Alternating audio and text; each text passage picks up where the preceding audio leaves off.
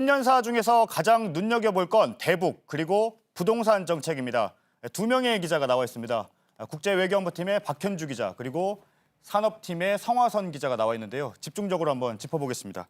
먼저 박 기자, 그동안은 좀 지켜보는 듯한 모습이었는데 오늘은 좀 입장이 바뀐 것 같습니다. 네, 바로 이 부분인데요. 네, 보시면요. 지금까지는 북미 대화에 주로 기대를 걸었다면 지금부터는 남북이 마주 앉아서 현실적으로 할 수 있는 것부터 한번 해보자는 겁니다. 네, 역시 가장 오늘 여러 남북 간에 추진할 수 있는 것들을 제시를 했습니다. 직접적으로. 가장 현실적인 건 좀 어떤 걸 꼽을 수가 있을까요? 네, 문 대통령은 우선 체육 분야 교류를 이제 제안을 했는데요. 이 부분은 대북 제재 국면에서 다소 자유로울 수가 있는 부분입니다. 일단 2032년에 올림픽을 공동 개최하는 부분도 언급을 했지만 무엇보다도 당장 올해 열리는 도쿄올림픽에서 단일팀을 구성하고 또 공동 입장하는 문제도 얘기를 했는데요. 이 부분은 북한만 동의를 하면 지금이라도 바로 추진을 할 수 있습니다. 늦어도 올 봄까지는 단일팀 구성이 확정이 돼야 되기 때문에 그전까지 북한이 답을 줄지가 이번 대북 구상의 첫 시험됩니다. 네, 역시 가장 눈에 띄는 건 김정은 위원장의 답방 요청입니다. 북한이 응답을 할까요? 네, 일단 시기까지 올해 6월에 6.15 남북 공동선언 20주년 행사가 열리는 그때로 특정을 해서 구체적으로 제안을 했는데요.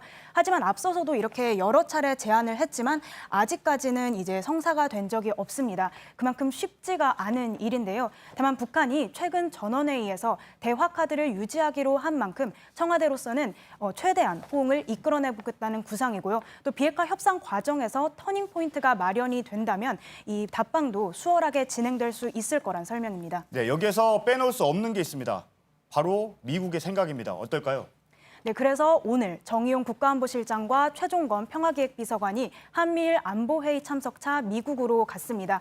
청와대 관계자의 설명에 따르면 이번 방미에서 대북 정책의 미세 조정을 위한 백악관과 청와대 사이에 협의가 이루어질 수 있다고 설명을 했습니다. 네, 알겠습니다. 또 다른 대목, 부동산입니다. 이번엔 성화선 기자의 얘기를 좀 들어보죠.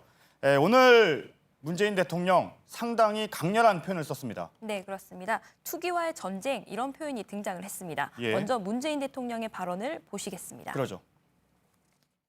부동산 시장의 안정, 실수요자 보호, 투기 억제에 대한 정부의 의지는 확고합니다.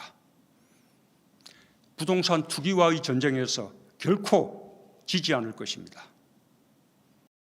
노무현 전 대통령이 2005년에 이 투기와의 전쟁을 언급한 적이 있는데요. 그 이후로 이 말을 대통령이 사용한 건 처음입니다.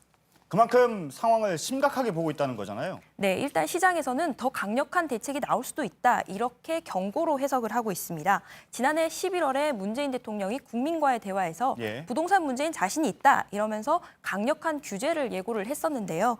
그리고 한 달쯤 후에 이 초강력 규제라고 불리는 12.16 부동산 대책이 나왔습니다. 그런데 앞으로 더 나올 대책이 있습니까?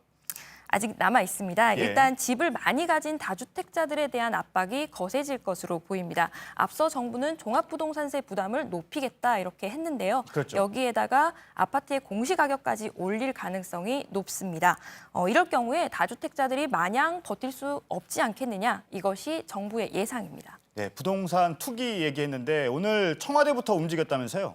예, 노영민 청와대 비서실장이 일단 서울 반포동에 아파트를 팔기로 했다 이런 얘기가 나왔습니다. 노 실장은 12.16 대책 이후에 집을 2채 이상 가진 청와대 참모들에게 집을 팔아라 이런 메시지를 냈던 당사자입니다.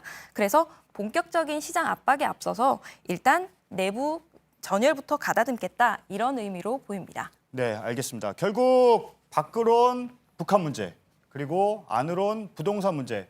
나라 안팎의 주요 현안들에 대해서 정면 돌파하겠다. 이렇게 정리를 할 수 있을 것 같습니다. 국제외교본부팀의 박현주 기자 그리고 산업팀의 성화선 기자였습니다.